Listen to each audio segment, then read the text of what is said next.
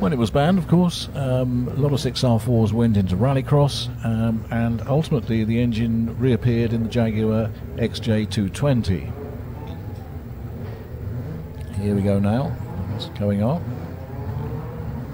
Je me permets de vous faire un petit rappel. Il fait chaud, le soleil est dense. Couvrez-vous s'il vous plaît, mettez-vous un couvre-chef et buvez un peu d'eau parce que c'est nécessaire. My colleague says look out for the sun. It's very hot, wear a hat, slap on the sun cream and make sure you keep yourself hydrated. That means drinking water and not alcohol. Don't forget that. I think, as somebody said, prepare before you prepare to faint. In other words, don't, but keep yourself hydrated and keep in the shade if you can. Roger, notre ami Roger a repris ma demande et a rajouté buvez mais ne prenez pas d'alcool. Merci Roger de nous l'avoir dit. Merci beaucoup. Voilà, donc ce plateau, on vous rappelle, c'est un plateau démonstration, donc il n'y a pas de course proprement dite, il n'y a donc pas de temps, il n'y a pas de classement, il n'y a que du plaisir à voir des voitures exceptionnelles conduites par des pilotes qui ne le sont pas moins, et donc on va pouvoir voir ces autos très, très spectaculaires et que nous n'avons pas souvent le plaisir de voir. Et merci à notre ami Troussu de ramener ce plateau, il a fait un travail formidable. De ramener cette vingtaine de voitures groupe B. C'est un des plus beaux plateaux de groupe B qui n'ait jamais été retenu pour une épreuve en ville, puisque ce sont essentiellement des voitures de rallye. Et là, on a quelque chose d'assez fantastique. Merci à lui. Voilà, donc je sais pas où on en est, effectivement. Il y a Nicolas Leroy-Floriot a l'air d'être en tête, mais encore une fois c'est relatif dans la mesure où nous ne sommes pas en course. Tout au moins c'est lui qui est le premier à passer la ligne avec cette Maxi Turbo.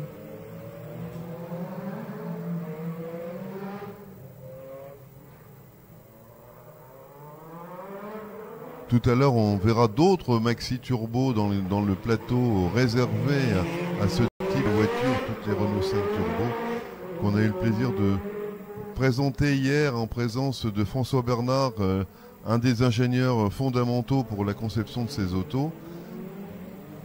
Et puis avec la présence de quelques pilotes brillants.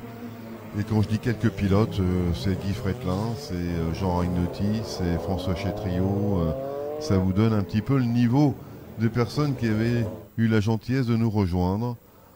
Et là, donc on a une 205, la 205 de Duby qui est derrière, dans le pare-choc de la Renault 5 Maxi de Leroy-Floriot.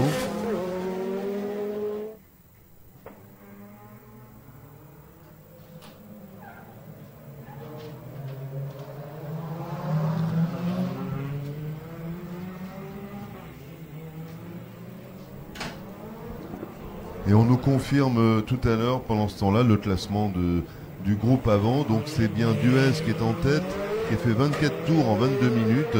Et devant Colère, qui a fait 24 tours en 23 minutes. Et puis Ampoisse avec la BMW, qui a fait 24 tours en 24 minutes. Et derrière Audibert, qui a fait 23 tours en 23 minutes aussi. Voilà, donc on a ce classement confirmé. Pendant ce temps-là, Pendant ce temps-là, le plateau Vatanen continue à évoluer devant les yeux de l'instigateur de ce plateau qui se frise la moustache qu'il n'a pas.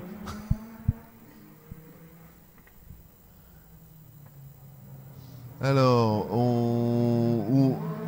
oui, la Visa, les Visa Groupe B étaient des voitures qui couraient éventuellement dans des grandes épreuves de championnat et par des privés en particulier. Et puis il y a une Samba également, groupe B. Très spectaculaire, l'Audi Quattro de notre ami Claude Giraud, qui était l'équivalent des voitures de Walter Röhrl et de Geisthofer. Walter Röhrl qui a sans doute été un des plus grands rallyman du monde détrôné peut-être après par Loeb, mais quel pilote ce Röhrl. Gagné 4 fois le Monte Carlo avec 4 voitures différentes et une propulsion, une traction, une intégrale. Bon, on peut pas faire mieux.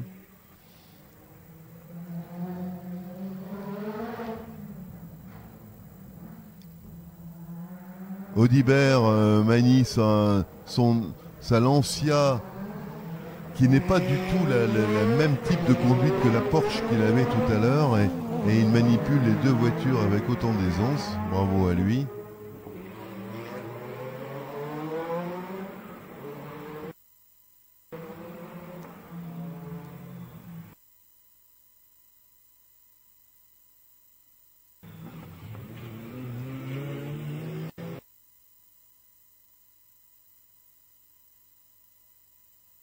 Et les petites Austin métro font leur bonhomme de chemin.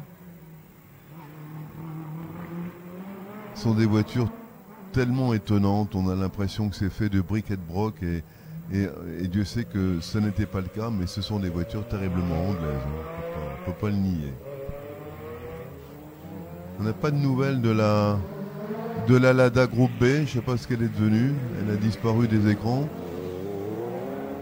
Ah bah non, elle est là, elle revient, on la retrouve.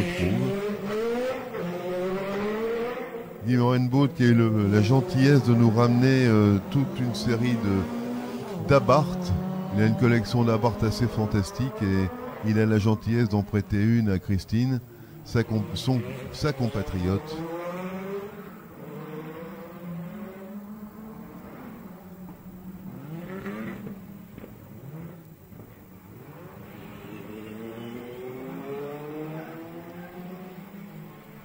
Voilà, il n'y a pas grand-chose à dire dans la mesure où nous ne sommes pas en course.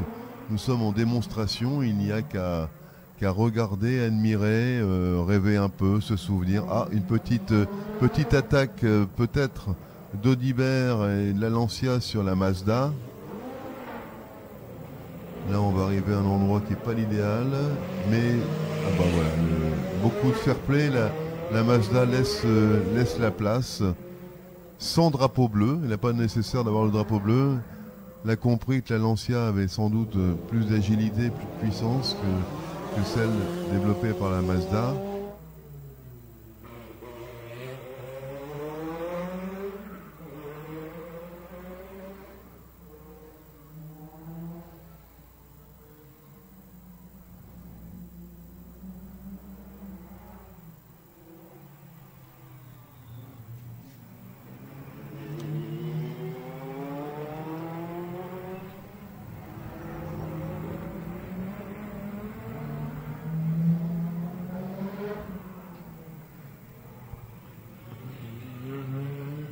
Juste après, on va avoir un autre siècle, puisqu'on va remonter le temps, puisqu'on va avoir le plateau Marc Nicolosi, qui est consacré aux Bugatti.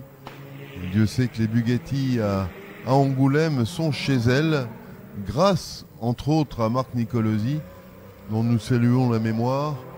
Marc Nicolosi qui a été, bien sûr, l'homme de Rétromobile, mais l'homme du renouveau. Ah voilà, Duez avec sa couronne.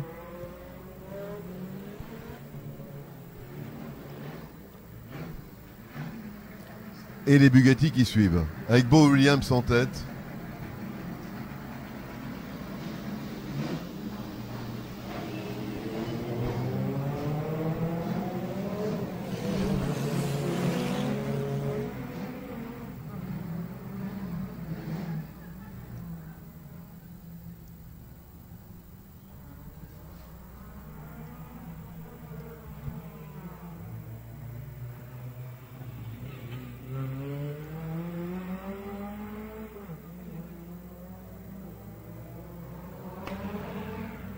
Il y a pas loin de 60 ans d'écart entre les autos que vous voyez tourner maintenant et celles que vous allez voir tourner après.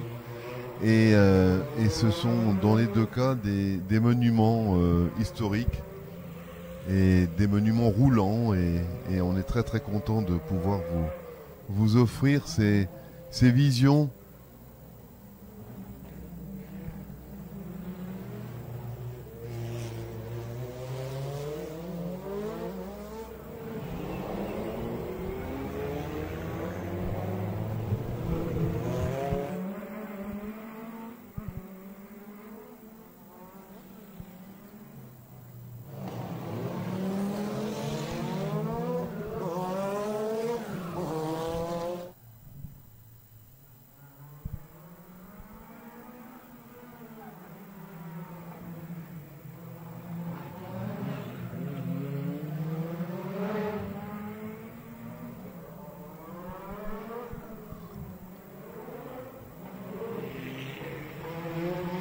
Alors comme on vous l'a dit déjà ce matin, on a une petite pensée évidemment pour Grégory Ramouna, qui nous manque bien évidemment parce que sa disparition nous a laissé un pantois et il y aura un prix, comme on l'a fait dès qu'on a pu le faire, il y aura un prix en mémoire de Grégory, au vainqueur de cette manche de Bugatti ici sur le circuit.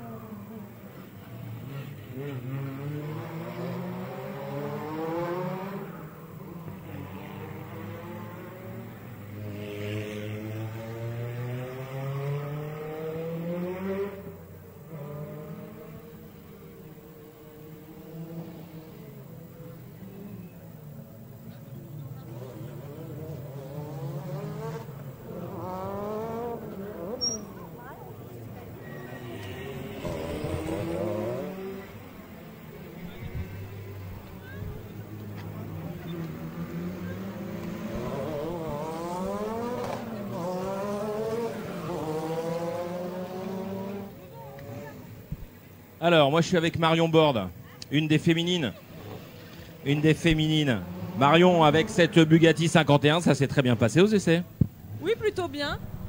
Alors, on est toujours très très heureux de voir une femme au volant d'une Bugatti 51. Ça nous rappelle notamment cette fameuse Hélénis, qui a été une Française merveilleuse, cette niçoise qui a fait briller les couleurs de Bugatti en tant que féminine. Alors vous êtes un petit peu le flambeau aussi, avec Karine Blanchard, toutes les deux. Vous êtes les petites Hélénis du circuit des Remparts 2022. Oui, alors on n'arrive peut-être pas au niveau des Nice, mais oui, on prend la suite. Après, les Nice, elles couraient en 35C, donc c'était le modèle simple arbre à cam. Oui, alors que celui-ci, le Bugatti 51, on le rappelle, c'est le moteur qui a été inspiré par les moteurs Miller, donc avec ce double arbre. Et pour reconnaître la 51, c'est assez facile. En fait, il faut regarder les jantes à palettes qui sont pleines, et puis surtout les deux bouchons de réservoir derrière qui sont très caractéristiques. Tout à fait. Bon, et bien on vous souhaite des bonnes courses. Et puis, j'ai entendu qu'on vous disait bonne chance, comptez pas sur moi. Moi, je vous dis merde. Merci.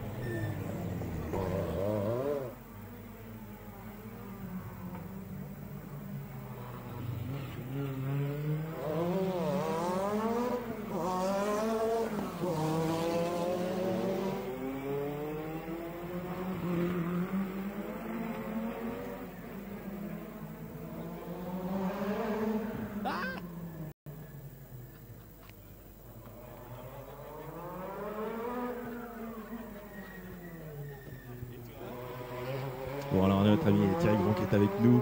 Et toi, tu es incognito avec tes petites lunettes de soleil là, et tu es un organisateur de très jolies balades de cycle-car. Tu es un passionné de belles autos, et ça nous fait très très plaisir que tu sois là aussi avec nous dans cette prairie. Alors, c'est quoi le prochain meeting? Qu'est-ce que tu nous prépares ici? On aimerait bien que tu nous prépares. Pas de projet pour l'instant. Non, parce que c'est vrai que tu avais organisé notamment pour nos amis des clubs l'Amicale Tricycle Cariste de France un superbe meeting ici à Angoulême avec une arrivée ici en prairie. Alors c'est en sens inverse, et si mes souvenirs sont exacts, tu étais déguisé en infirmière. C'est ça, tout à fait. Ah, c'est vraiment sympa. Bon, bah écoute, j'espère que tu auras l'occasion de nous faire d'autres choses comme ça, parce qu'on avait passé un moment absolument merveilleux. Et c'est vrai que c'est toujours formidable de retrouver le fer de lance de tous ces petits cycles-cars, de toutes ces petites autos d'avant-guerre, avec beaucoup d'enthousiasme et beaucoup de sympathie. Merci à toi.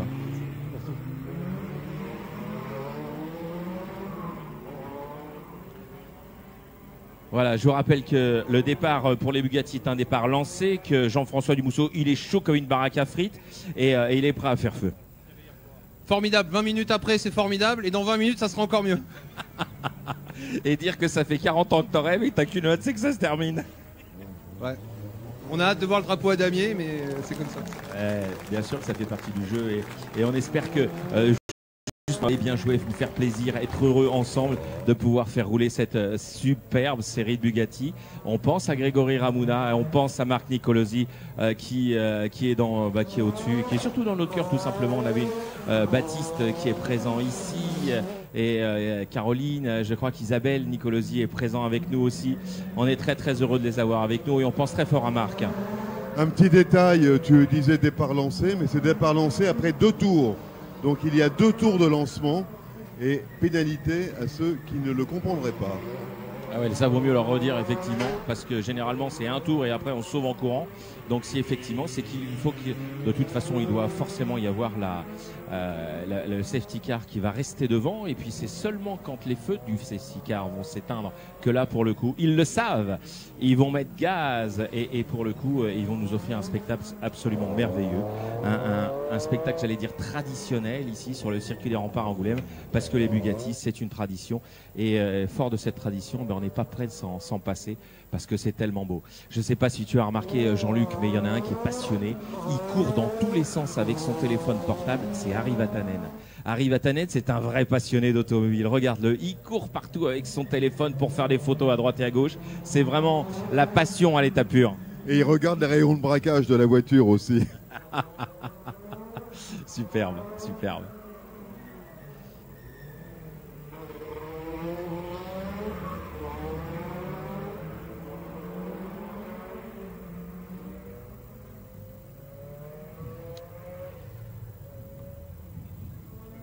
Mets ta cagoule, Raoul.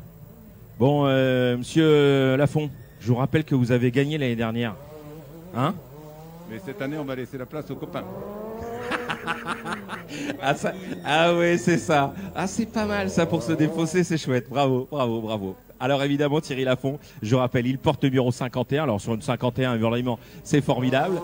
Mais ce qui est très intéressant, c'est que quand il tient ce discours-là, il n'en croit pas un mot. Et je peux vous assurer que forcément, il va s'occuper d'aller chercher les copains, justement. Et ça, c'est chouette. Thierry, on te souhaite une excellente course. Attention à notre ami Beau Williams. Sa voiture, elle marche du feu de Dieu. C'est un mec formidable lui aussi. Et ma foi, eh bien, on a hâte de voir ce que ça va donner. Il y a 4 concurrents ici qui vont se régaler. Alors, avec un départ lancé, on le rappelle, 2 tours et puis libération de ce superbe peloton de Bugatti. Donc, pour une course qui va durer 15 tours.